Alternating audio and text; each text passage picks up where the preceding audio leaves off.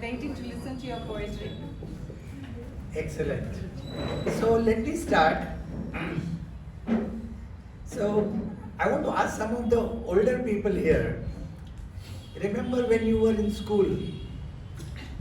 From those days, do you remember more poetry or do you remember more prose lessons? What do you remember more? Poetry. Anybody remembers prose, like in your 5th grade, what you read a whole lesson? Do you remember? How many of you remember a whole poem? Yeah? Why is poem so important? Why is it so easy to remember a poem? Anybody, can you tell me? Because of the rhythm and the alliteration or whatever it has. Okay. You remember it easily. Okay. Anybody else? Sometimes the Right. right scheme also. Okay. And by the law of conformity, it is abnormal. That's why you remember. So abnormal things are easy to remember. Abnormal things are easy to It's remember. also the imagery that it constructs to us. It creates image Creates in your imagery. mind. So image remain or words remain in your head? Actually, the imagery, and then it gets connected. Okay. It's because of the feelings. Because of the feelings. Very good. Excellent. Anybody else? One more answer and then I'll go to the next one. Any of the younger ones? You said you remember poems, right? I told rhyming. No, I'm asking her. Oh. Why do you remember poems? Because of the repetition and the way our teacher recites it. The way she recites it or he recites it. Okay. And I have one more thing. Huh? It gives a lot of scope for imagination. Each person, I think, can read it and interpret it differently, I think. Wonderful. So two people talked about imagination and poetry. You know, when we read like novels, fiction, we start imagining things. But one thing about novel is you only see what they're telling you. But poem, you can see anything you want, right? Yes. When you're watching a poem, you can create your own imagination. So, for me, it was a very interesting experience. I have never written poetry, yeah, until 1 year before COVID. One day, normally when I get bored at work, I get my car out and I drive to a mountain or to the ocean. And I sit there looking at the sky and mountains and valleys and everything for no reason, just to feel better. So one day, 4 years ago, one feather came flying to me from the valley. I was sitting at the edge of the cliff, just looking at the valley. And the feather came, I tried to catch it, it went away. So it was just 2 seconds experience. I came back, finished my work, came home and I went to bed.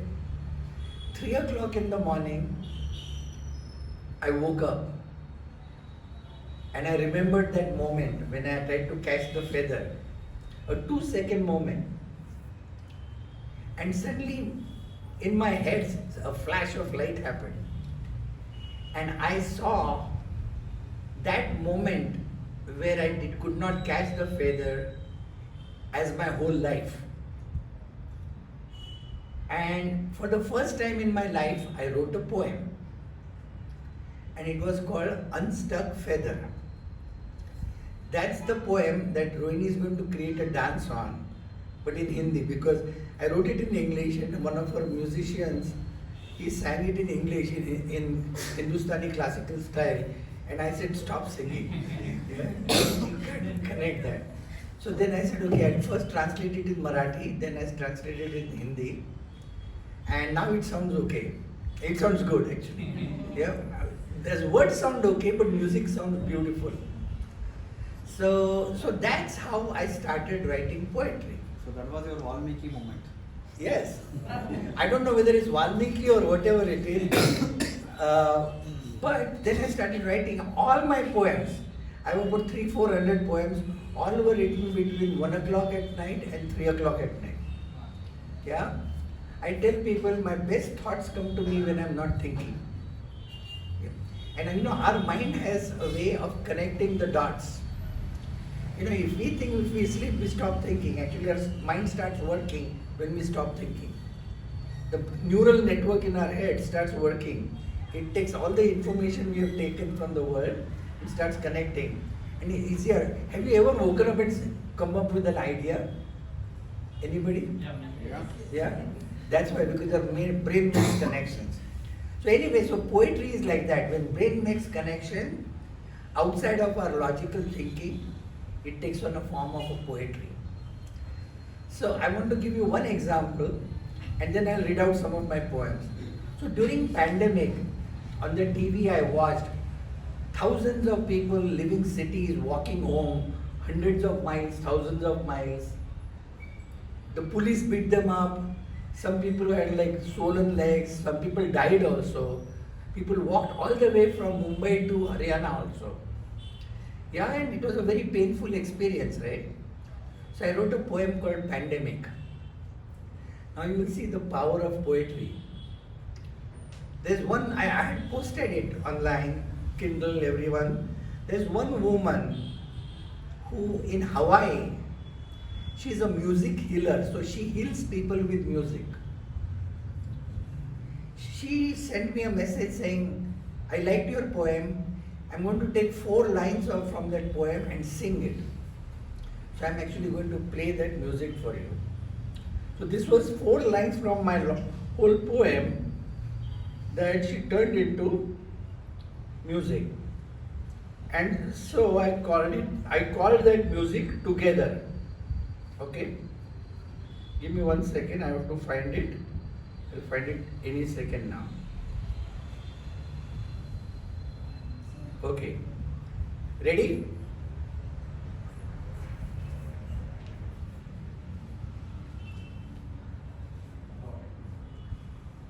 No, it's not playing yet.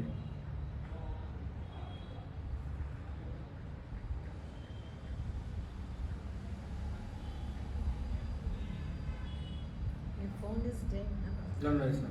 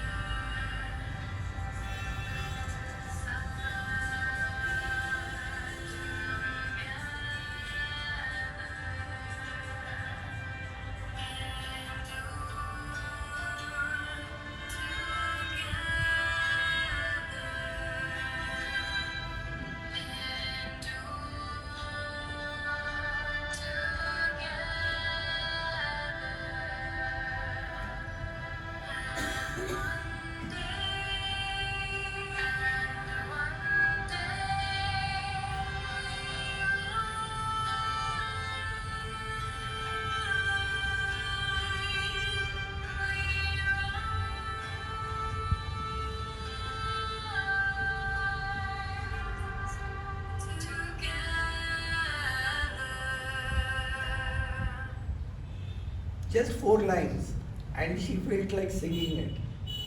Sitting in Hawaii, I had never met her also, and she sent it to me. So poetry has that magic of evoking feelings, and then when you have those intense feelings, it can take on a new form. Like for her, it was music. There was another boy, he was a student of music in Carnegie Mellon University. His father was a friend of mine. He looked at another of my poem, he read it, and he said, we are taught to take poems and convert it into music. And he said, till now in our class we sing all big poets, like world's best poets song, poetry, and turn it into music. But I found this so simple and I could imagine things, so I'm going to turn that into an a cappella song. How many people know a cappella? Yeah. So a cappella is where like even musical instruments they play with the mouth. There is no musical instrument. Everything with mouth. I'm going to play just a little 2 lines of that. It's a whole music. But you'll just get a feel of how people feel inspired by things you never know. So this was called the universe.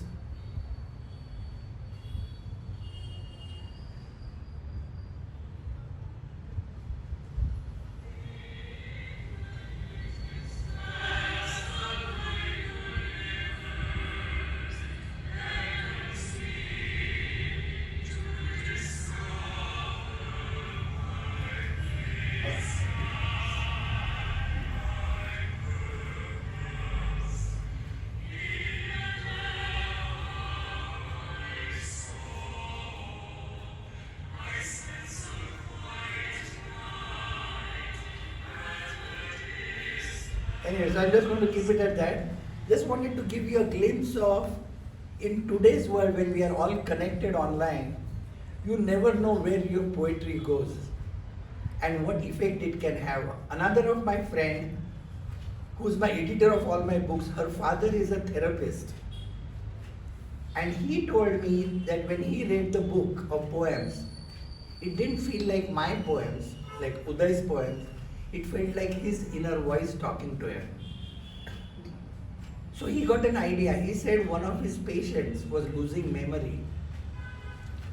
He had Alzheimer's. And he said he was going to give this book to him and read poems to him every day. So that one day when he loses his memory, he will still have his inner voice to have conversation. When you actually read a poem, you can hear sounds in your head. Has anyone ever felt that? Yes. Yes? Yeah. So I'm going to ask you a question. Give me any word that comes to your mind, a word that represents your curiosity or your whatever feelings you have. Give me any word, and I'll find a poem that has that or similar word in it. Anybody wants to give me one word? Faith. Sorry? Faith. Fate? Okay, I have one on belief, yeah, but it may not be your interpretation of belief. So the poem is called A Luminous Dot, yeah, that means a dot with shine in it. All my life, the moon and the sun were a source of inspiration for my imagination. The stories I read and the mythologies I followed imbibed in me a belief that the moon is a symbol of romanticism and the sun the provenance of divine energy. Until one day, I saw the image of the Mother Earth captured from the outer space. In the expanse of the universe, I saw in that image the romance of the moon and the power of the sun. I realized that all the dirt I stand on, the blue oceans, the green forests, and the snow-covered mountains, the flora and the fauna, and the birds and the animals, the diversity of forms I see around me were all just a speck of luminescence when seen from the outer space. I wonder if there is life out there, and if they look at us, the earth, and imagine stories of romance. Does the luminous dot in the sky fill their heart with joy and their imagination with stories? This is with people in outer space. Now I see myself as a speck in the luminous dot that is our Mother Earth. So that was my poem. To see that we are only a speck. Give me another word, somebody. Tell me. Pain. Pain. Pain. Pain. Pain. Yeah. P-A-N. Pain. Pain. P-A-L-E. Okay, so pale means what would it say? Pale is like colorless. Pale. No. Lost its sheen. Ah. Some. Oh my God. Let's see if I have some. The kids So are tell challenging. me, why did you come up with the word pale? My father was talking about a documentary called The Pale Blue Dot. So The pale blue dot. Yeah. Oh, okay. Earth from outer space. Oh, that's why so you remembered that. When I was okay, so from a luminous dot, you want to go to pale dot. Okay. Let me see. Oh yes, connection. Now, but this is about a dot, but this is another dot. Okay, so pale dot. So when we think about, so my poem is called Who Am I? Does anybody ever ask a question, who am I? Yes? Yes. Okay. So I asked one day, who am I? So the poem starts, the answer came to me when I was able to think outside the box, in which my ego felt secure. So I had to step out of the box in which my ego felt secure. When I looked at life as a universe of organisms that work together in a spiral of renewal, I saw myself as a dot meant to honor the rules of growth amongst a community of dots moving in a spiral. Paul Klee, has anybody heard Paul Klee? He was an artist. Once said, a lion is only a dot on a walk. Yeah? When you put a pencil on a paper and take it on a walk, it's a dot on a walk is a line. With that framing, I'm only a dot on a walk in a spiral of life. I'm a part of a community with the purpose of spiraling regeneration. I have a family of dots that stay with me, keep me from feeling tired, from giving up or drifting away from my path. In this journey, my ego is a burden. My curiosity gives me wings. Compassion gives me a sense of empathy for other dots in my universe. My emotions, both bright and dark, inspire my creativity, help me twinkle and fill my path with enough light for other dots to see the ground they step on. The illumination of collective twinkle has enough power to create invitation for others to join the spiral of curiosity, compassion and creativity. So that's another one. Who likes glowworms? Anybody here likes glowworms? Yeah? Because this poem reminded me of glowworms. Who has seen glowworms? Have you seen glowworms? You've seen glowworms? How do they make you feel? Does anybody have feelings about glowworms? Curious when we see them. Are they boring or are they Yeah. interesting? They're Are they annoying? No? Okay. So let me talk about glowworms, okay? The insects that hold light in their belly fill my heart with joy. Like the stars in the sky, they stimulate my imagination, create curiosity, you said that, and fill the silence of the night with festivity. There's always Diwali. Glowworms cannot fill a room with light, nor can they illuminate a path. The purpose of their light is to create attraction. Only the female has light, her brilliance attracts the male. She shines, they mate, and help their tribe survive. Glowworms live only for a few weeks, but they have kept the forest illuminated for centuries. They arrived on the earth before we did, and will possibly around after we become extinct. They hold light within, but have no power. We crave for power and hold our ego in our belly. They live for the cause of eternity, we live in the moment. I have learned from glowworms that a community of illuminated souls can fill the air with joy, no matter how small they are or how short their life is.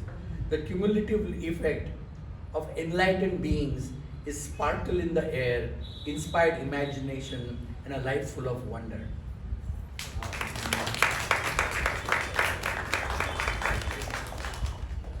So can I read my first poem, Unstuck Feather? Yes, please. And can you please do the dance? No, that would be in Hindi, but she should not. She should keep it for another time. Okay.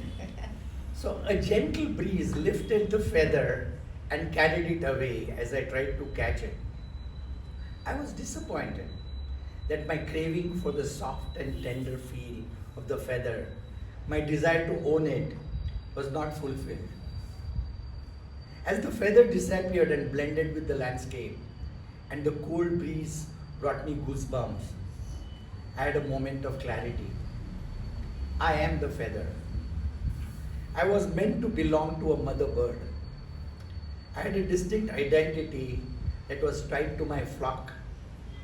I was meant to be one amongst many, not meant to drift away.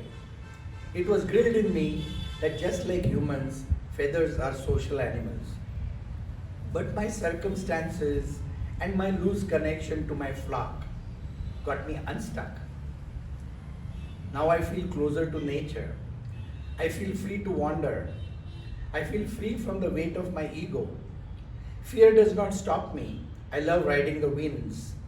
Yet it's my weightlessness and my wings that allow me to twist and turn and dive and dance and take a leap towards abundant possibilities. Don't try catching me. Don't try holding on to me. Don't try putting me back. The true joy is in letting me fly, in letting me brush by you. I'll bring you stories. I'll bring you love. I'll create in you a feeling of tenderness. You may think I don't have a purpose, that I'm a drifter, but that's not true. Like the waves of the ocean and the passing clouds and the changing colors of the sky, I'm meant to inspire in you a curiosity for possibilities and an openness for chance encounters. I will inspire your imagination. Strangers are my friends, wilderness my home, ambiguity my space, unpredictability my intrigue, and the ability to thrive amidst chaos my strength. I am who I am because I am an unstuck feather. That was the 2 second experience with a feather created that poem. Anybody has a question? Anything about poetry, about anything? Ask a question. If you met a poet, what would you ask that poet? You see, one thing I observed, I'll give many examples later if required, but a line from a poetry can become motto of life for people. Absolutely. In fact, I will tell you something very interesting. The Humanities Council of England, UK, did a project halfway through COVID. They called it Poetry and COVID. And one of my friends sent my book to them. So they invited an anthropologist from San Francisco to make a documentary about the impact of my poems. And then they put it out on their website. And they told all these stories. Somebody made music, somebody wrote that togetherness. It became an anthem of the COVID time. That's how the people started calling it. So yes, it has a very deep impact on people. And then once the poem leaves you, it's not yours anymore. Yeah, when you hold a book of poems in your hand, that's why, this my first book has no title on the page. I want it to look like a journal where anybody who holds it feels like their poem. And only thing is here so that when it's on the book rack, you find it. Otherwise, once you hold it, it's yours. And then what happened was one of my friend's wife called me, sent me a text message 10 o'clock at night, and she said, "Wow, I just read the whole book from front to back, and it feels like my inner voice." Now she's a babysitter, and she does creative projects with children, and children call her Mary Poppins. Yeah. So she said, "I wish there was a book like this for children who could actually have a friend in their imagination and hear a voice." So she sent me this message at 10 o'clock at night. I slept, I woke up at 2 o'clock, by 4 o'clock I finished writing this book in 2 hours. And then I went to my friend who's a designer. I told him, "You have to design this book." He said, "You have to draw the illustrations." It took me 9 months to draw the illustration. So I wrote this book, and the book is about your inner child.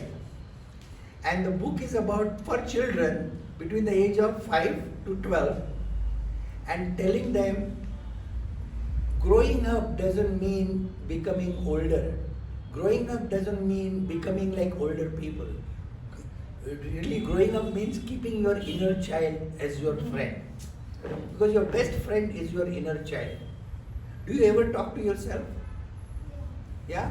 Do you have a friend in your head? Like, I imagine that there is one friend who is sitting beside me in the hostel. You do, right?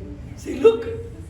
So what I did was, I asked 15 children of your age to draw a sketch of who do they talk to, who do they imagine sitting next to me in their head, wherever, when they're talking. And they drew a picture. And one 7-year-old girl drew this picture of this person, this one. This is my character, Bibo. Yeah? So I took her picture and I turned it into this character and made the whole book. So that became a poetry book for children. I read this book, and the beauty of that book was you can just open any page and read it. So you don't have to start from the first. So And I'll tell you another one, a very interesting thing is, a lot of parents told me while they were reading this book to their children, they realized they were missing their inner child. And they needed this book more than their child needed it. And another person told me, I was in a meeting in my office and I really felt I wish my inner child was with me. But I want to show you, depending upon the time we have, I want to read one more very interesting poem for you. So, for the last many months, I've stopped working, I've taken a sabbatical from my work, and I've been traveling around reading poems in small groups of people. And then some people after the poetry reading session sit with me, they talk to me, they eat with me, they whatever with me, and then they start talking to me. So through these conversations, 5 different women told me their trauma of childhood, of them being abused. 2 of them grew up in a foster care. And there was common elements in all of their stories. And all of them inspired me because they got over their abuse and their trauma, and they were giving more love to their children and to the next generation, their students, whoever they are working with. So one night I woke up and all of those 5 voices entered my head, and I wrote this poem called Embrace. So this is the voice of 5 traumatized women, okay? When I look at the horizon at sunrise, I want to feel curious and open and reach out to my possibilities. But instead, I feel fatigued by my past and robbed of my innocence. I want to dip my brush in the changing colors of the sky and paint my imagination. But instead, I feel lost in the darkness of the night. I want to hold the ray of light in my palm and let the warmth of the morning bring me love. But instead, I feel cold and incapable of feeling loved. I want to overcome my past and embrace the future and regain my innocence, wonder, and playfulness. How do I do that? Well, they found the answer. It dawned on me that I must first witness my inner child and listen to her.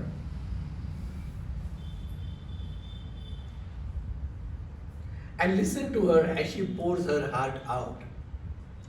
She has needs that only I understand. She needs love that only I can provide. She needs time to heal that only I can give. She needs security that I never had. I can be a caring and loving parent to my own inner child and give her a childhood that I never had. That is the only way I can heal and regenerate my own sense of wonder and look at the future through the eyes of a child I never was. So that was the poem. beautiful. Yes. Why is it a girl? Huh? You're Because of the referring- 5 Because the 5 women who spoke to me were all women. There's no reason. And men are not very good at expressing themselves. Yeah. No, they express to In women. fact, there was a student last year of our institute, and suddenly he came one day and gave me a book. It's a published book of poems. You remember? I Yes. showed you. Published book of poems. And nowadays you can publish it within 1 week, even a print you can get it. And he sold it through Amazon, and he made it into a LinkedIn post and put it. The context of that particular writing poetry is that in our institute, when placements took place, this boy was an underconfident boy and he got a job. That whole night he remembered his life. He was an orphan, and father died when he was very young, that is 2 years or something. Mother also died at the age of 10, and he remembered all through his childhood, where he was brought up by 2 aunts who were abusive, verbally abusive. And what he did, he has to live, he has to be under his care, for their foster care. So he insulated himself and made himself a friend. And he was not, except for being confident, he was good in everything. He was good in studying, good in everything, good in imagination, but he was not confident because they were abusive. And he had a grandma who was also like that, always telling him that you are nothing. Awesome. Yes. And the day he got job, he got a very good job.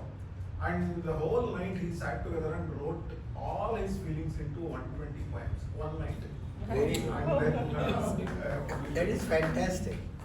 So I think there is a message to all the children in this room that you can grow up but don't lose your inner child. Be a child, don't be afraid of being a child. Nobody will call you stupid if you are a child, because everybody misses being a child. All grown-up people miss being a child.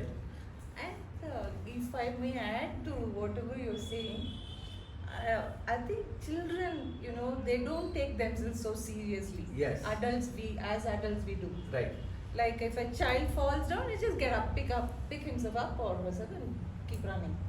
So that voice, when we talk to ourselves as a child, I think that voice is very important. Absolutely. Not being too self-critical. Absolutely.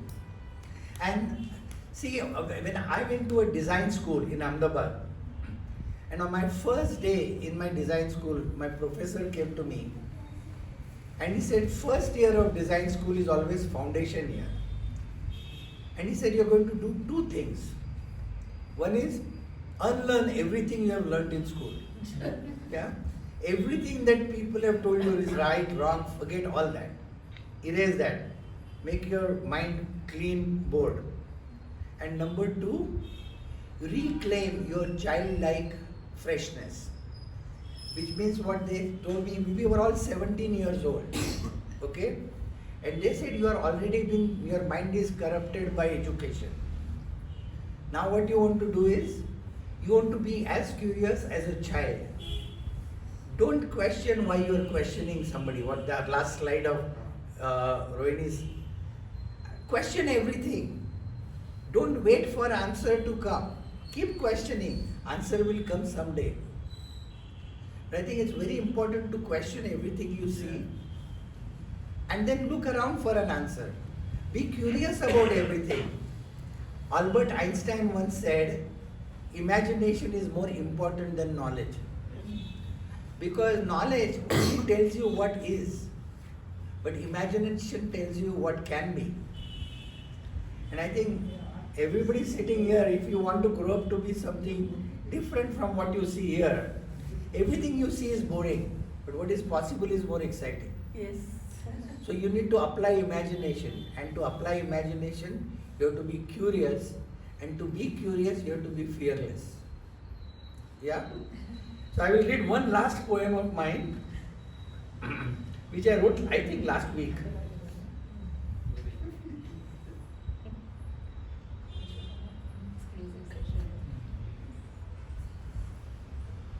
Creating competition between people.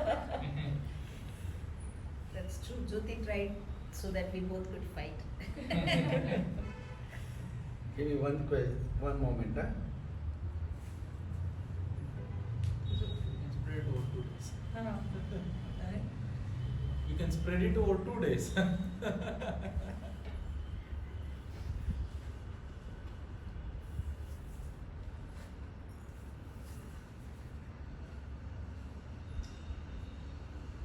Yeah, we grew at those times when. Oh, okay, I found it. So this is called observe. Do you know what is observe? What is observe? To see something. Very good. Do you know what is observe? What do you observe here?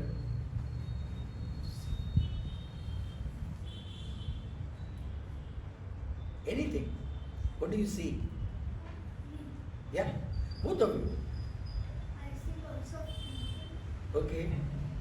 Lots of people in a group listening to all the poems and having fun. Wonderful. Are you having fun? Okay. So I'm going to read a poem, okay? It's called Observe. When you have a question, don't ask anyone. Just go where you think the answer lives and observe. You may find an answer. If you don't find an answer, change your question and observe again. If you still can't find an answer, change your question again and look around. Till at some point you will know that you have the right question. Then just live with the question and answer will come to you one day. So that's my poem. I just want to connect this poem to what I was trying to talk. That's exactly what I had to do. It's because I did not have the opportunity to ask questions. I always went back to something if was in my mind, I would go back again and again. And today when I stand there and I talked, I can see, I find my answers in the various works of Guruji or why he did something. So I absolutely substantiate this. So message to all the kids here is, if you don't find an answer to your question, don't give up your question. Keep holding on to it, put it in your back pocket or in front pocket. Bring it up again and someday you will find an answer. Yeah?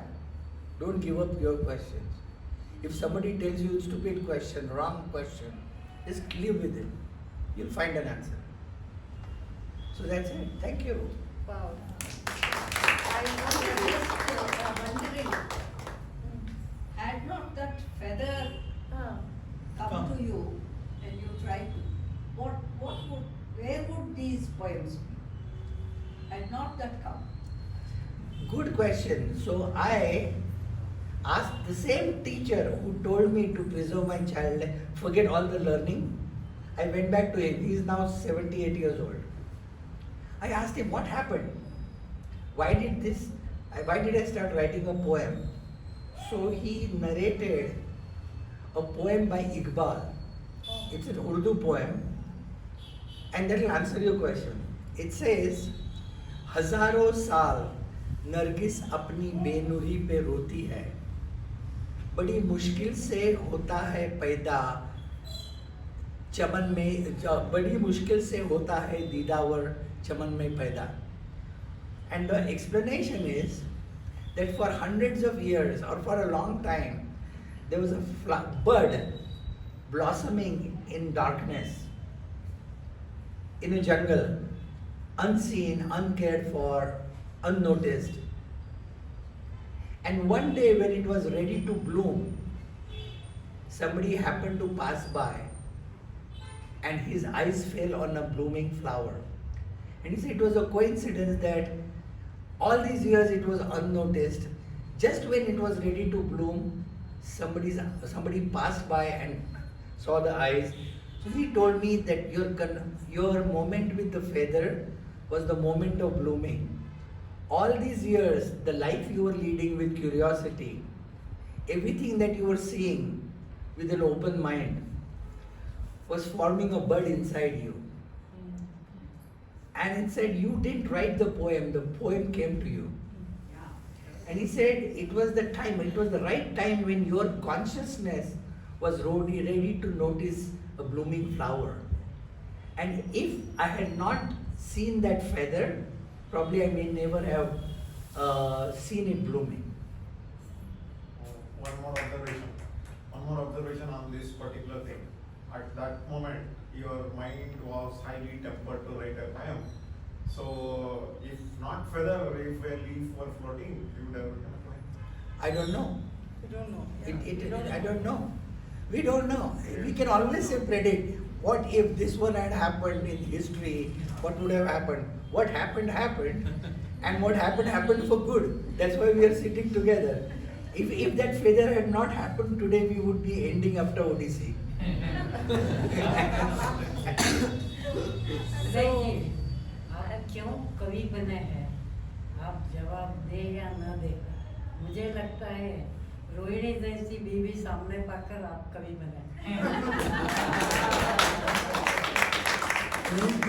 वो तो कविता ही है। So I was just remembering how my Guru Lalguri Jaramanji,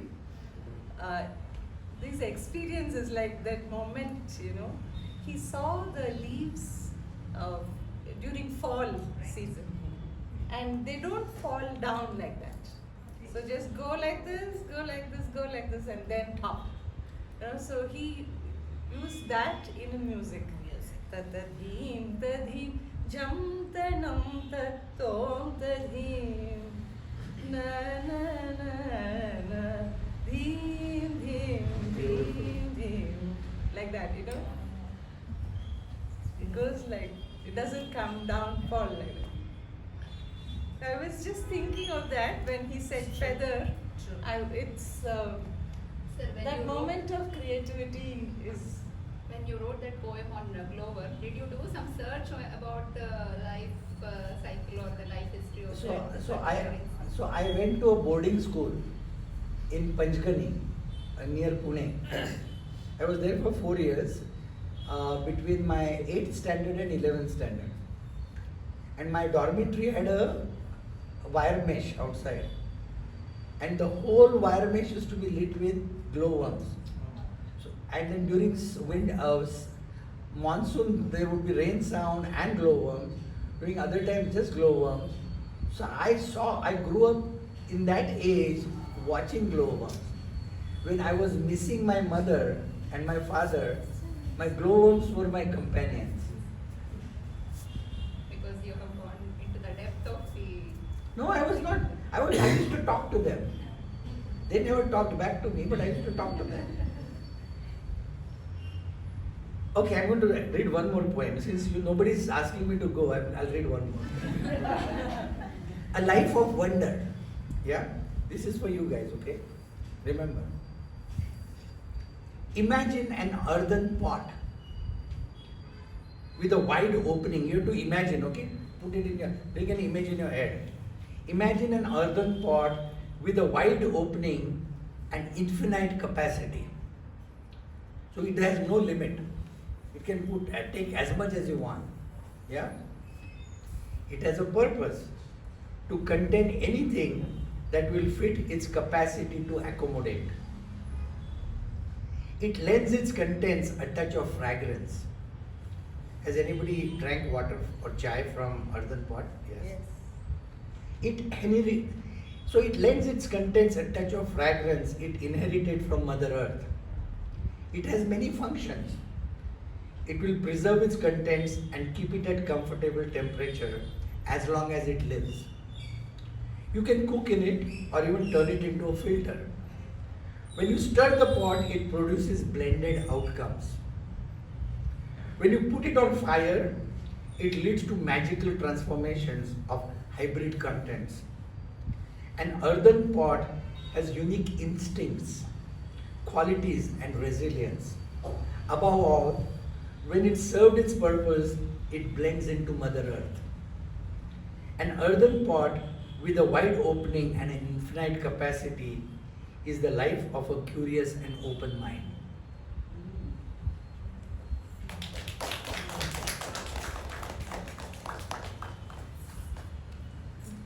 Thank you. So we are done for tonight. Otherwise we'll be staying here Yeah, for I would love breakfast. to spend a whole day Yeah. listening to this. Did you enjoy? I think sometimes we should have. They are here for another 3-4 days. You can take them home and How did your training as a designer aid in your poetry? How did it reflect?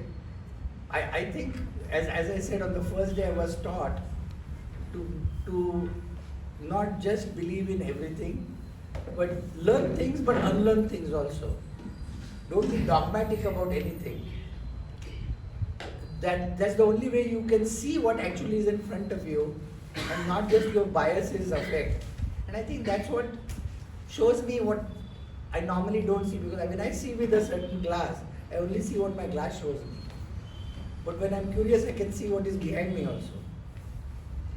What I don't see, I can smell it, I can hear it. And sometimes the things you can hear, things you can smell are so much more beautiful than the things you see.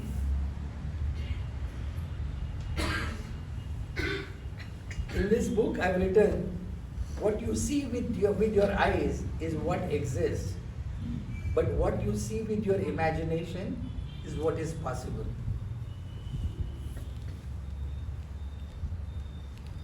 And that's about it. Thank you.